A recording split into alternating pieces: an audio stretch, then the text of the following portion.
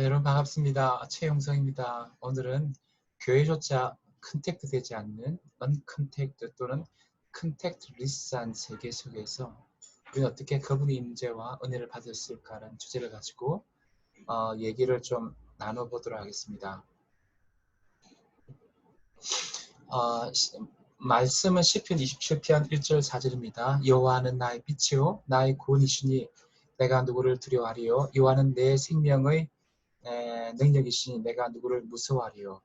악인들이 내 살을 먹으려고 내게로 왔으나 나의 대적들 나의 원수들인 그들은 실족하여 넘어졌도다. 군대가 나를 대적하여 진칠지라도 내 마음이 두렵지 아니하며 전쟁이 일어나 나를 치려할지라도 나는 여전히 태어나려다. 내가 여호와께 바라는 한 가지 일 곧 그것을 가리니 곧 내가 내 평생에 여호와의 집에 살면서 여호와의 아름다움을 바라보며 그 성전에서 사모하는 그것이라. 여러분 반갑습니다. 최영성입니다. 저는 이 시편 27편 4절이 제 일생의 약속의 말씀입니다. 그래서 이제 제가 옛날에 은혜 받은 걸 나눌 수 있지만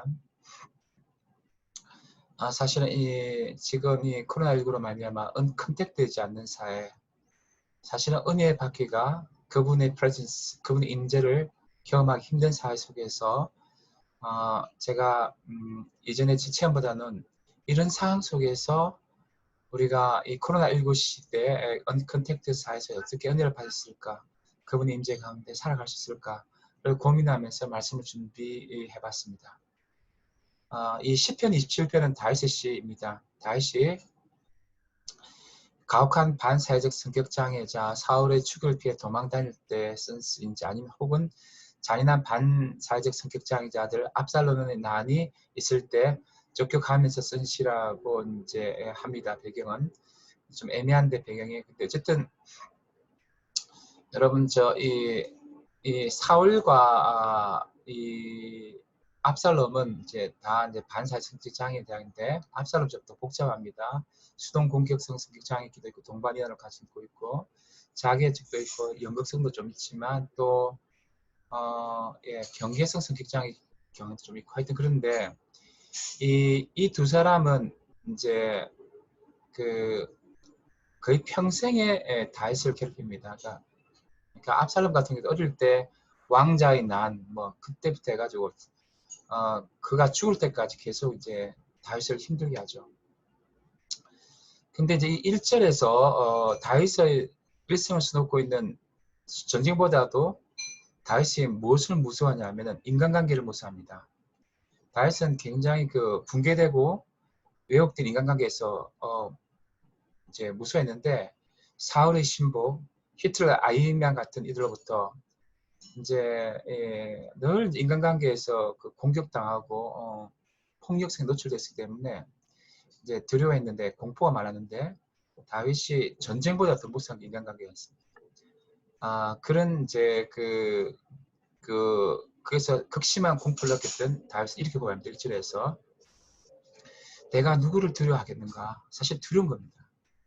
다윗은 엄청 두려웠는데 그러나 하나님만이 자기 삶을 비치고 구원이라고 고백하면서 그 공포를 이깁니다. 생명의 능력이신 여호와로 말미암아 그 인간관계에서의 그 무서운 공포, 두려움부터 벗어날 수 있음을 말하고 있습니다. 2절에서 악인들이 내 살을 먹는다 했습니다. 사람이 어떻게 다윗의 살을 먹죠? 그만큼 이제 무서웠던 것입니다. 내게로 왔으나 나의 대적들 인간들이죠. 나의 원수들, 홉스가 말하는 그 늑대로서 인간보다 정말 괴물 같은 인간들, 그 괴물 같은 원수들인 그들은 실족하게 넘어져 때리고 하는데 이제서 악인들, 대적들, 원수들이 다윗의 살을 먹으려고 다윗에게로 와서 인간관계 심각한 공포와 고통, 두려움이 있음을 말해주는데 사울 때문에 사랑한 친구 요나단의 관계까지 박살났던 다윗은 트라우마가 있습니다. 뭐 자신의 가정의 인간관계 등에서도 참 힘든 시절을 보냈지만 결국 다윗의 원수들인 그들을 실족하여 넘어지게 하신 하나님 역사를 고백하죠. 유교에서 말하는 가하만사성과는 극단적으로 대조된 다윗의 삶. 다윗의 사적 인간관계는 24년간 경계성 성격장애 안으로 고통당했던 미국의 대표적 신학자 스탠리 하워스와 보다 더 힘들었는데 어쨌든 스탠하우스도 그 아내가 24년에서 경기 승장했는데 이제 그 성격 장애자 아들 압살롬도 경계성, 수동 공격성 여러 가지 갖고 있는데 그 아들 등 여러 인간관계에서 평생 공포와 고통을 당했습니다. 그리고 이제 다윗은 공적 영역이 깊은 인간관계에서 김정은과 트럼프처럼 편집전과 의심과 희생양상 학교로 참모들을 괴롭히는 조금 더 이제 사울이 좀 심한데 장인 사울에서 엄청난 고통을 당했는데 근데 더 문제된 건 뭐냐면 그뿐만 아니라 트럼프는 희생양이 WHO, 중국 막 바뀌죠. 형태로. 다양하게 변화되지만 분노를 표출하면서 희생양을 막 여러 형태로 바꾸지만 다윗은 질투에 사로잡힌 사울의 거의 유일한 표적이 되고 집중 포화를 맞았습니다. 그게 이제 르레스라고 말하는 이제 이 질투, 완전 질투의 완전 표적이 된 거죠. 그러니까 이제 지금 일본 사람들이 한류를 많이 질투하는데 그냥 우리 한국 사람 여러 가지 한류를 질투하는데 다윗은 유일한 표적이었다는 것이죠.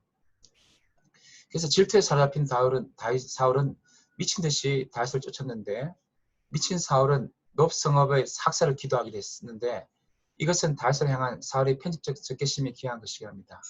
사울은 자신을 대적할 의도가 없는 다윗을 의심하고 죽이고자 했고 그 연장선에서 사울은 선한 의도로 다윗을 도왔던 제사장 아히멜렉과 그 가운데 제사장들을 자신을 대적하여 다윗 공모하겠다고 의심하며 학살된 것입니다. 그러니까 여기에 이제 학증 편향과 진영 논리가 들어가면서 전혀 이제 정치적 의도가 없는데 아히멜렉을 이제 악마하면서 이는 저 다윗 같은 편이다 가 죽여버리죠.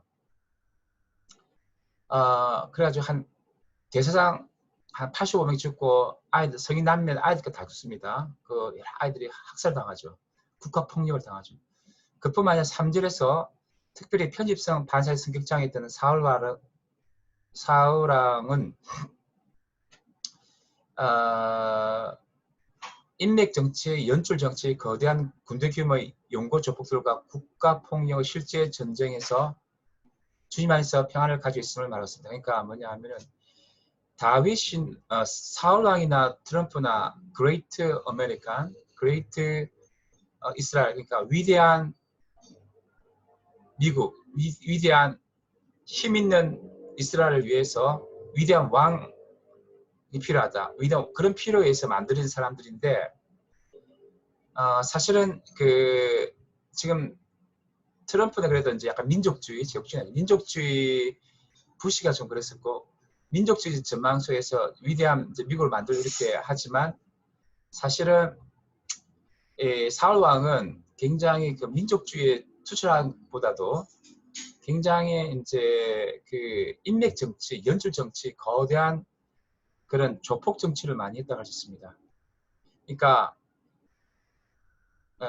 근데 그 속에서도 이제 다윗은 주님께서 평안을 가지고 있음을 말하는 거죠. 다윗의 대적들, 나의 원수들, 군대로부터 구원을 받을 수 있음을 말하는 거죠. 사실 사울 왕은 40년간 자신 출신지 베냐민 지파를 중용하는 그러니까 국가주의죠. 국가주의 정치, 민족주의 정치. 이제 북한도 민족주의 정치하지만 북한 안에도 굉장히 김일성 혈통과 관련된 평양 중심의 연고 정책이 강한 것처럼 사울왕 40년간 자신 출신지 베냐민 지파를 중요하는 연고 정치, 조폭 정치, 국가 권력을 악용한 강도 같은 조폭 정치를 했습니다. 그래서 히틀러의 아이만 김정의 조폭 부하들을 닮은 도액 같은 부하들을 통해서 다윗을 제가로 했습니다. 사울이 기브아 높은 곳에서 손에 단창을 들고 에셀나무 아래 앉았고 모든 신하들은 그 곁에 있었더니 너희 베냐민 사람들아 들으라. 이새의 아들이 너희에게 각기 밭과 포도원을 주며 너희로 천보장 백보장을 삼겠느냐.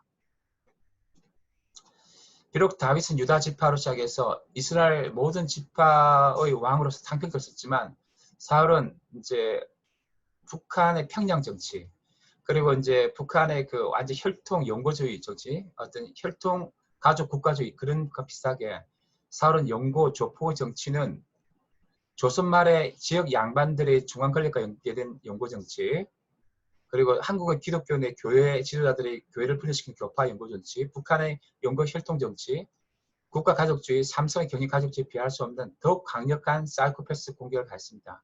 마치 북한이 개인 김정의 사이코패스 성향을 넘어서는 반사회적 성격장애의 체질 특성을 가지듯이 4월의 반사회적 성격장애 형성에 연결된 연줄망들의 반사회적 성격장애 공격에 적나라하게 너무 노출되는 것입니다. 현대로 치면 스탈린, 모택동, 중세 기독교 파시즘, 이슬람 파시즘, 히틀러의 반사회적 성격장애 연줄망 편집도 공격, 총체적 대대적 국가 폭력적 공격 속에서 주님의 능력으로 살았다고 고백하고 있는 것입니다. 얼마나 두려웠겠습니까? 저는 이 다윗의 고통을 이것은 그냥 아우슈비츠도 세다. 우리가 아우슈비츠도 진짜 그렇습니다. 다윗은 정말 엄청나게 고통스러울 것이다. 근데 그렇게 그가 그런 공포와 두려움 속에서 생존과 안전을 주님 때문에 확보내자 놀란 건 그가 욕망하는 건데 그가 그러면 이제 그 고생했으니까 죽도록 고생했으니까 어떤 그 욕망이 그 소원이 정말 그가 뭘 했을까를 이제 우리가 궁금했는데 아주 또 반전의 이야기를 줍니다. 대학생들은 공포와 선망의 정서에 따르죠. 혹시 제가 비정규직 실업 등 생계불안 공포를 하면서 그러나 이제 선망, 삼성에 들어가고 싶은 거죠.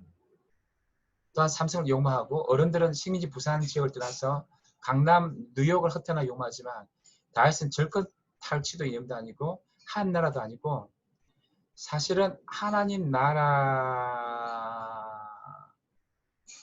아니고 그분 자신의 아름다움을 욕망했습니다. 다윗은. 자기가 사실은 하나님을 위해서 이 이스라엘을 다윗은 뭐냐 하면은 이 한 몇백 년 동안 400년 동안 정말 이스라엘이 황폐가 되어 있거든요. 여기에 하나님 나라를 만들어야겠다. 그런 것보다도 다윗은 그분 자신을 욕망했다는 것입니다. 은혜 받기를 삼했다는 것입니다. 사절에서 내 평생의 소원은 날마다 아버지 인자 안에 교제하며 사는 것이었습니다. 예루살렘에 대한 강렬한 노선을 지어 향수 가운데 그가 쫓겨다니면서 영원히 여호와의 집 예배당에 가여 아버지 아름다운 악마를 사모하는 것이 었다는 것이죠. 내가 여호와께 바란 한 가지 그것을 그러니 그건 내가 내 평생에 여호와 집에 살면서 여호와의 아름다움을 존슨 하이트나 에드워드 워즈가 말하는 그 도덕적 고향감 가운데 어거스틴 말하는 카리타스의 감정 가운데 또 어떤 존 파이프 목사님 말하는 영적 열망 가운데 그분을 사모하고 그분 안에서 기도하고 막 그걸 사모한 거예요. 다윗은 예루살렘을 떠나서 피난하는 중에 여호와께 바란 한 가지 있었습니다. 그가 바란 한 가지는 그의 평생에 여호와의 집에 살면서 여호와의 아름다움을 앙망하며 그의 정신에 사모하고 기도하고 교제하는 것이었습니다. 그게 가장 안타까운 것은 그런데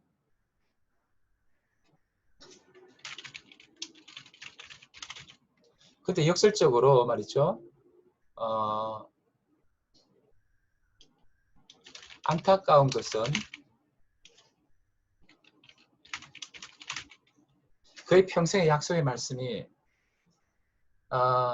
정말 원했던 것이 성전에서 여호와의 아름다움을 보는 것이었지만 하나님께서는 다윗에게 uncontact, 컨택트 리스트가 없는 예배당 그 장막과 컨택트 리스트 되지 않는 그토록 원했지만 성전과 접촉하지 못하는 시련을 허락했습니다. 이게 어떻게 보면 환란보다 더 고통스러운 것일 수 있습니다.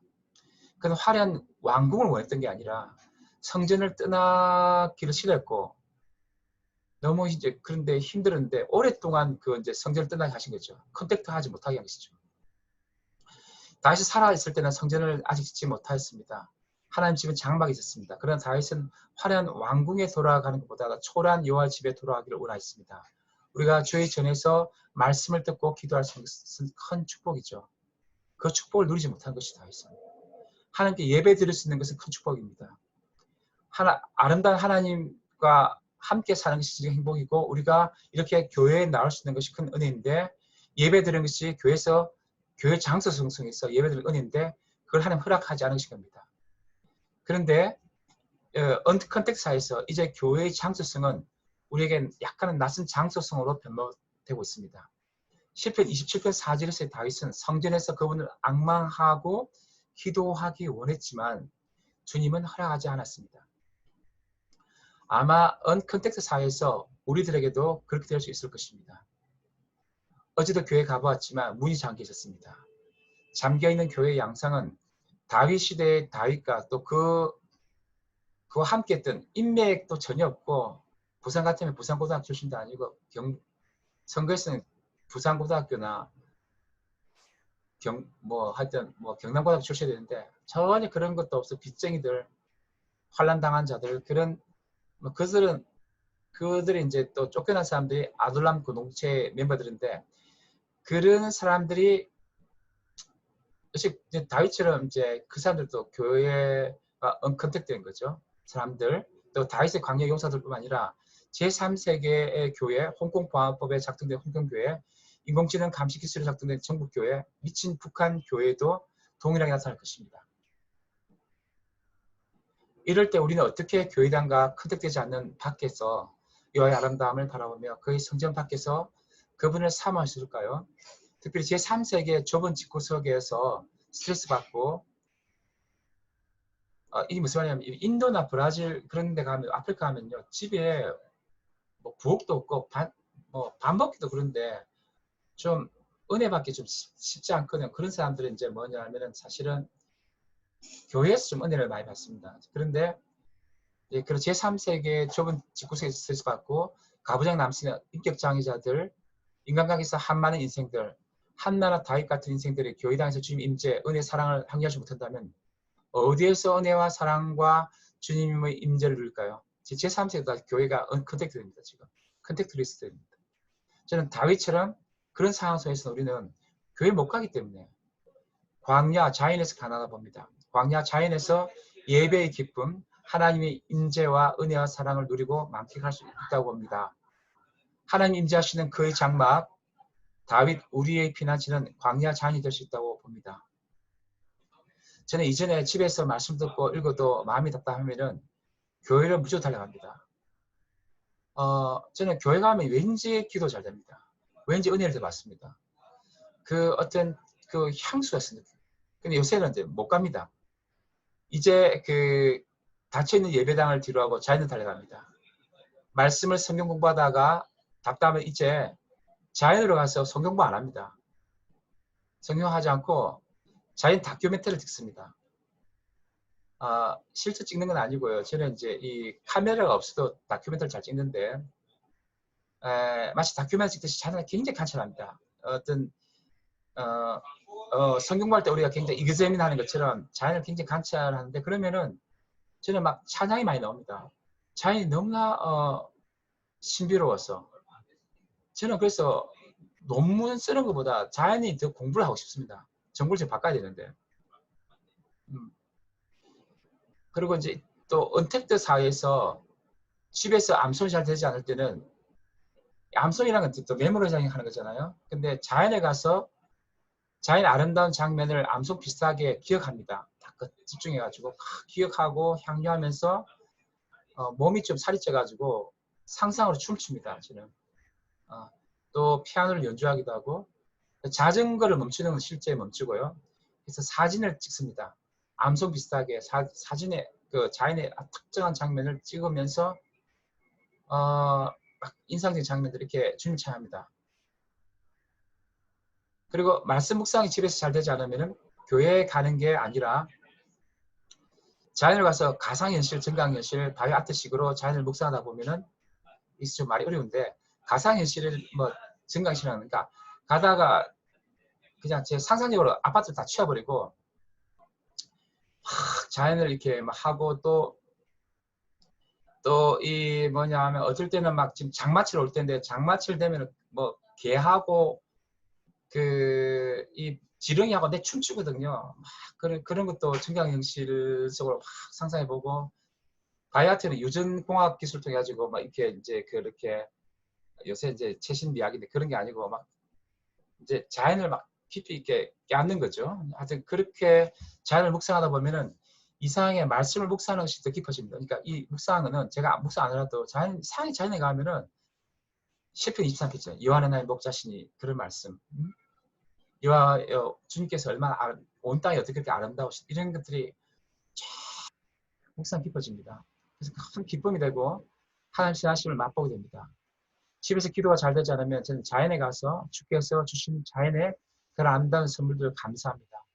너무 감사할 게 많아요. 저는 이 자연만 나가면 늘 하나님 이 숲을 주셔서 너무 감사합니다.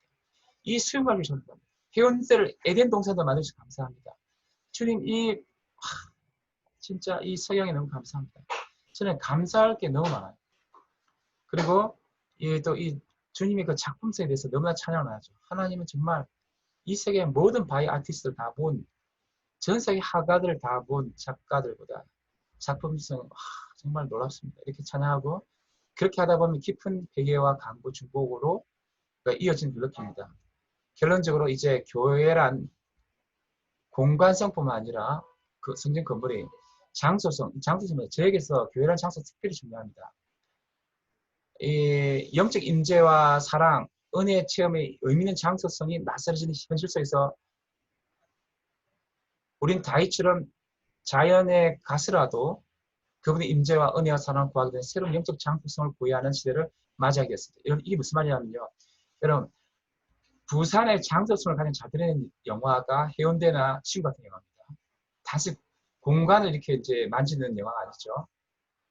그렇죠? 그런 것처럼 사실 교회 건물은 단순한 건물이 아닙니다. 우리가 거기서 영적인 우리가 그 어떤 체험이 많다 보면은 그게는 추억이 있고 주님의 임재에 대한 어떤 그런 기억이 있고 그래가지고 그런데 이제 지금 우리가 그런 장소성이 위협받고 공간성이 위협받는 게 아니라 교회의 장소성이 굉장히 위협받는 것입니다.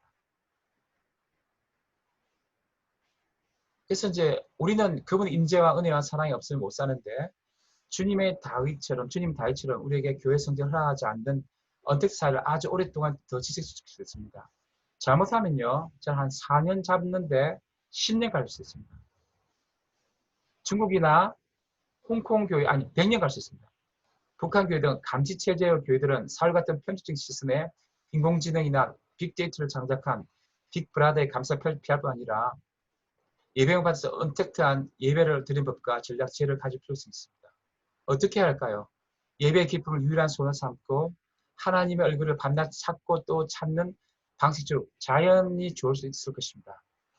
가정 인터넷 한계에서 화상으로 예배 드릴 수 있지만 자연에서 화상으로 예배 드리고 형제 자매들끼리 교제하고 기회가 있다면 오프라인 공간에서도 교제할 수도 있고 화상으로도 교제할 수도 있고 인터넷 환경에서 중보기도 할 수 있을 것입니다.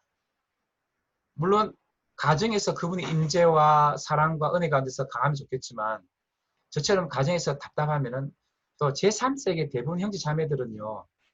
제가 굉장히 고민 많이 했는데 이 잠도 좀 이렇게 포기해서 자기도 하고 밥 먹는 공간도 화장실 공간도 하고 우리가 그래서 좀 이렇게 기도하기가 좋지 못한 환경이 많습니다. 그래서 그런 형제들은 저번 직구성이 답답하다면은 근데 교회 갈 수 없으니까 교회 장소 떠나서 이제 새로운 다윗 같은 새로운 은혜의 장소를 개발한다는 것이죠. 이제 다윗처럼 자연에서 그분을 앙망해야 할 것입니다.